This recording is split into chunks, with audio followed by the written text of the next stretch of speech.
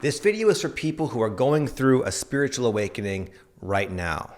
If you're watching this video, you're probably caught up in the ups and downs, the unexpected changes, maybe some of the physical symptoms that seem weird and perplexing and you don't know what to do about them. And on some deep level, you know all these different things are happening for a grander purpose. There's a reason for it and you have a sense into that. While at the same time, the human part of yourself, your brain, your mind feels utterly lost and confused and doesn't really know what to do. I can relate because I've been going through this same journey for over 20 years. When I first woke up, I found myself just filled with questions, filled with confusion, filled with doubt, and not really having anywhere to turn. So if that relates to you, my friend, this video is going to be for you because what I'm going to do here is share three lessons I learned that have made an absolute game-changing difference in the way I go through my own awakening that I learned in the trenches over the last 20 years of my life. This video is going to help you make sense out of some of the things you're going through. It's going to give you a brand new way of relating to what seem like sometimes bad changes, annoying symptoms. You're going to have a new perspective and understanding where you can start to relate to them differently and therefore have a very, very different and more positive experience. The goal is to help you go through your awakening process a lot more smoothly and less sloppily than I did. Because I had no guide, I had no mentor, I had no one to tell me it's going to be okay. I had no one to tell me it's okay to trust my intuition. I had no one to tell me it's safe to let go and allow the changes to take place because they're all going to be very positive.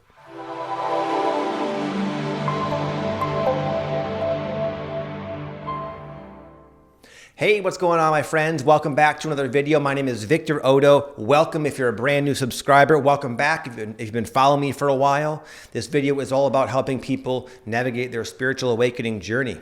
And I share both esoteric and spiritual concepts, you could say, to help you, as well as down-to-earth and practical ones as well. I was a fitness trainer in a former life, a past life, and I'm kind of a pragmatist myself. So you're going to hear both sides of the spectrum. And it's an honor to have you here. Number one, the annoying symptoms go away eventually and also serve a purpose. So if you're going through a spiritual awakening, you might be not sleeping on a regular schedule. Your body might be going through all sorts of wild and random and inconsistent types of maladies and issues and changes. I know for me, one of the things that really bothered me that I noticed that was like the biggest sort of infringement on my life was fatigue.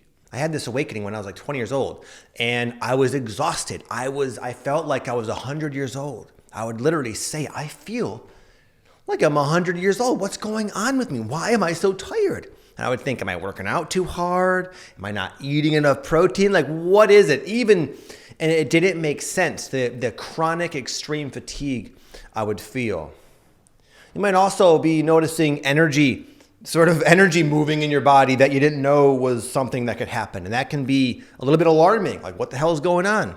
I had a Kundalini awakening. So for me, it was a very powerful energy that nobody else has ever mentioned could happen to a person, among many, many other things. I know, but the symptoms, I know for me, they lasted a while. One of the other annoying ones, just while we're here on the topic, is chakra pressure. I had chakra pressure in my forehead, mainly in my head, my crown, and my third eye area. I felt this, what seemed like this nagging sinus pressure that never went away, that affected my clarity of mind. I felt like I couldn't really put thoughts together normally. I felt like my intelligence decreased like 80%. And it was tough because I had a job and I had things to do. And I was like, what the hell is going on with me? When will this ever end? Months would go by, years went by, and I'm like, this is getting a little bit alarming. I'm still kind of a mess. What is happening? When will this go away? Well, I can tell you this, my friends. Pretty much all of it has gone away. More so, I've come to develop a much greater understanding about what these symptoms even represented. For a long time, I was sort of waiting them out, just hoping passively that they would eventually just kind of go away, as would any, cold or flu or something. But I found it was when I started making changes in my life that they started to subside. And then that's when I discovered that these are actually helpful. They're clues. They're magnified symptoms of misalignments within myself, within my belief structure, within my ego structure, within my consciousness, within my behavior, within my patterns. All these sort of distortions of me, the true me that has become conditioned and distorted, are playing out now on a very physical level. So the fatigue was like, listen, you're doing more than you need to be doing. You're always running on adrenaline. You don't eat healthy. You're always in fight or flight. You have a lot of fear driving your behavior, to the point where in the past it was kind of like down, but beneath your conscious awareness. Now it's coming up because of this awakening to be seen. So you could learn a lot from these symptoms, and it's very helpful to have more of an empowered relationship with them rather than, again, waiting for them to subside. Ask, why am I creating this? Why have I attracted this pesky insomnia that drives me insane? What is this reflecting to me? I have a buddy. He struggles with insomnia sometimes, and he's been going through his awakening for about as long as I have. And for him, it's always like a message. It's always a message that he's controlling too much. He's got too much attachment to a particular thing, and it plays out through this insomnia. So anyways, my friends, with that said, I would say generally they also, on another level, they do kind of go away. They become a lot more subtle. At the beginning of your awakening, I would honestly say that what I just said is true, and also it kind of happens to kind of an obnoxious degree anyways for a lot of people.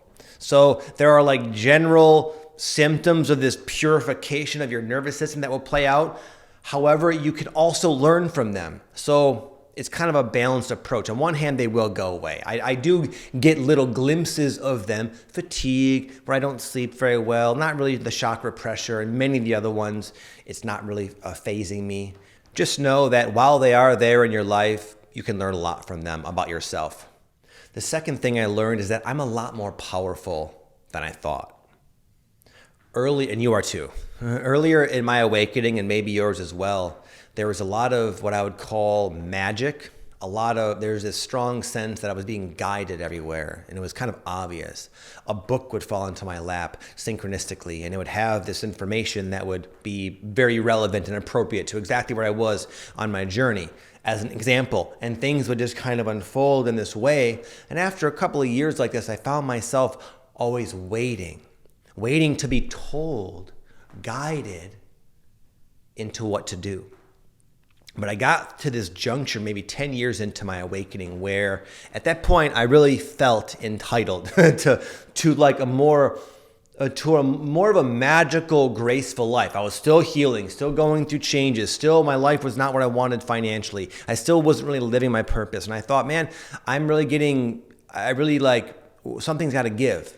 What am I supposed to do? And I would just wait and wait and wait, waiting to be led, waiting to be guided, waiting for the dream, the premonition, whatever, waiting for the download. Nothing ever came. And eventually I simply got sick of waiting and started taking action. In my case, I had to make money because I was going into financial debt, waiting around too long. So I took life into my own hands. I said, you know what? I can't be waiting on this awakening to save the day any longer. I'm going to just look around at my life and ask myself, what would I like to see in it? Well, for me at the time, I didn't like living in Michigan. It was too cold. I envisioned it would be awesome to live in San Diego, a very beautiful climate right by the beach, the sunshine, the beaches, the mountains. I also wanted a career that involved helping people in a very deep way that gave me also freedom, creative freedom, and also life freedom, and lots of abundance. I thought that would be amazing. I was a personal trainer at the time, not super abundant, though I was kind of helping people. I wanted to help people more deeply. I wanted to be have more time freedom. I wanted more time to spend with my children and to hang out with my wife and not to be working all the time. And anyway, I had all these different preferences. There are more, of course. And I was like, okay, well, what does a guy got to do to make this happen? It's not rocket science. I got to make more money. I gotta pursue my passion, which was to get on YouTube. I saw YouTube as a gateway to being able to express myself fully with the hopes of eventually turning it into an online business. I saw, okay, well, if I want to move to San Diego, I have to sell my house, make enough money to live in San Diego, and get the family out there. I did all those things on a very practical level. And here's what happened, my friend, that's really cool. Once I finally recognized my power and started using my power, then the guidance, that guidance system that seemed to disappear for a time, it came right back. And then it was my life was more so a product of it was a true co-creation.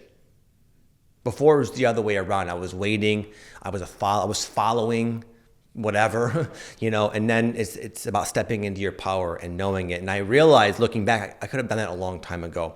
I really waited. I did a little bit too much, way too much waiting, honestly, in my life. And I know I could have been a lot further along in my journey. Had someone told me, listen, Victor, or you, my friend, you are powerful right now. You are so powerful that you have the ability to create the experience that you don't like, just to reveal to yourself that you have the capability of changing it yourself. One time I asked this like really good clairvoyant psychic. I only had one reading with her, but at the time I was going through this weird financial pattern, and I was aware of it. And the pattern was coming into abundance, whether it be from selling a house or having a good business venture, and then somehow or another, just not squandering it, but getting to this crazy low where all of a sudden everything would go wrong. And at one point I'm on top of the world, and then I find myself with nothing in my bank account, or even worse, in credit card debt. I freak out. And then I do something else to climb back out. And then I had this wave of abundance. And then I'm back on top again thinking, okay, thank God that's over. And then it would come down again. And it would up and down, up and down, up and down, up and down. And this woman said, you're literally just doing this just to show yourself that there's nothing to be afraid of, that you always manage to get yourself out of it. It's showing you that you can trust yourself, your abilities to keep yourself afloat. So we're so powerful that we will create these cycles. But once you get the message, you don't have to do that. I haven't done that in a long time. I don't need that experience anymore. And there's a lot of experiences you might be going through right now in your own life, in your own awakening, that you don't need anymore. If you just owned your power, owned your worth, knew that you have the capability of not just manifesting, but creating whatever it is you genuinely want in life. It's not the same thing to say I'd like $10 trillion and 6 jets. I don't actually give a shit. I don't care about that when it comes down to it. But both of us right now have things our heart yearns for. At that time, I was referring to my heart yearned for warmer climate. It wasn't just some I think it'd be cool to be in San Diego. I knew I would be happier. I knew it in the depth of my being. I needed to be out west. I needed to be in the sunshine. I needed a warmer climate, etc. That was a genuine want, and it happened very quickly. In fact, 6 months after, I had this awakening into my own power. So the cool thing is you can wake up to your own power in this exact moment. You can use this video as a permission slip to do exactly that. You don't have to wait like I did. You don't have to waste a decade like I did. And the third lesson, my friend, I cannot stress this enough. And if you're a young person, I have a feeling it's not going to sink in, because people told me this too and it didn't sink in, but it's 100% true. The whole journey is awesome. The whole journey is kick-ass. Even looking back, the times that I was struggling, for example, I've shared before, there's a time my entire family, 3 kids, dog, cat, wife, lived in a 21-foot travel trailer, supporting ourselves financially with credit card debt. I look back and I smile. I don't look back at that like it was a bad time, even though at the time my mind was really invested in a future where we had more space, we had more money and things like that. But I look back, and you know what I remember? I remember sitting around our little plastic table thing with the family playing rummy. And you know what? We have a nicer house now, a big house with a yard and a pool and all that. And guess what we do at night? We sit around the table and we play rummy. The only difference is my kids are 10 years older. And at that time, I was wishing myself in the future, blind to the fact, the precious fleeting gift of my children, just being their young, innocent selves. No one told me that's going to go away. They're going to grow up. You're going to change. And your scene's going to change too. But guess what? You're going to kind of feel very similarly. It's all kind of the same. It's all kind of relative.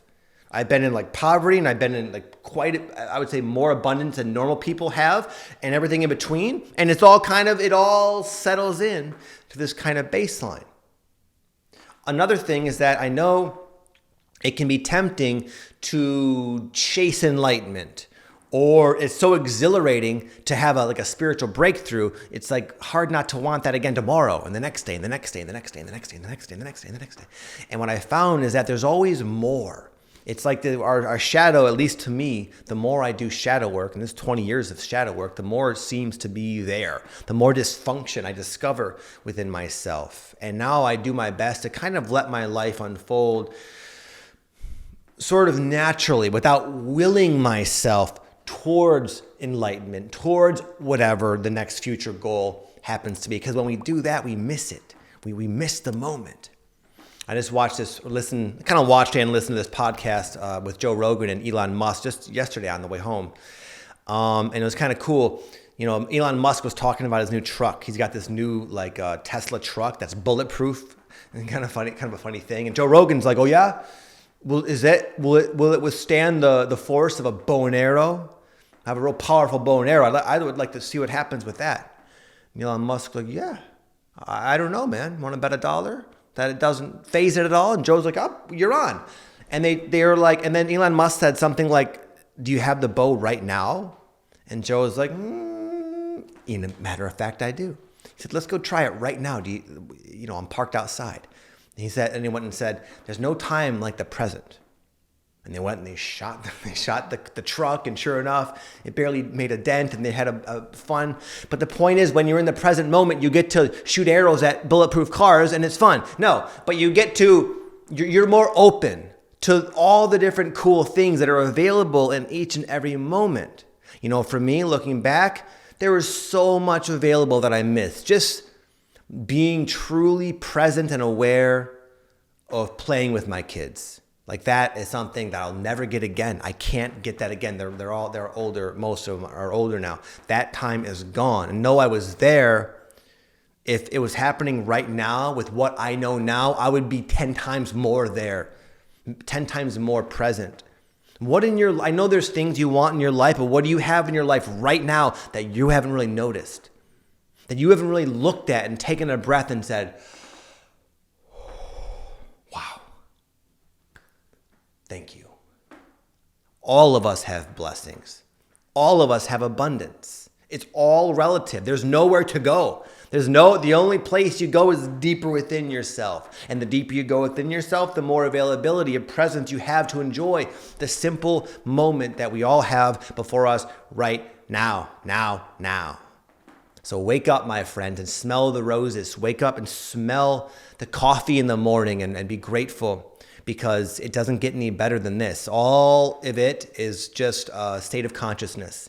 It's about how much awareness you bring to the everyday mundane life you have. And I've had things that have come to fruition that I really wanted for a long time. For example, going from like credit card debt to having the abundance to travel and to live life the way I want, and having a nice place and things like that. It's cool. It's cool. Like, that's the best way you can put it. It's cool when these things happen, but only for a little while. Just as if you were to eat a Hershey's bar. It tastes good, and then eventually you go back to normal. Sometimes you even sink lower the more stuff you accumulate. It can be like a drug. Happiness is an inside job, my friend, and happiness is available to each and every one of you right now. Hope that video helped, my friend. If you're curious about learning more about the spiritual awakening journey, I'll leave a video up in this corner here. It's called The 6 Stages of the Spiritual Awakening Journey, and it will give you some insight as to where you might be, because each stage has its own themes, has its own challenges. There's a different sort of lesson to learn there, and if you can identify what stage you're in, it can really help you climb through these stages a lot faster and a heck of a lot smoother. So check that video out if you haven't already seen it. With that said, I'll see you all next time, my friends. Have an amazing day. Much love.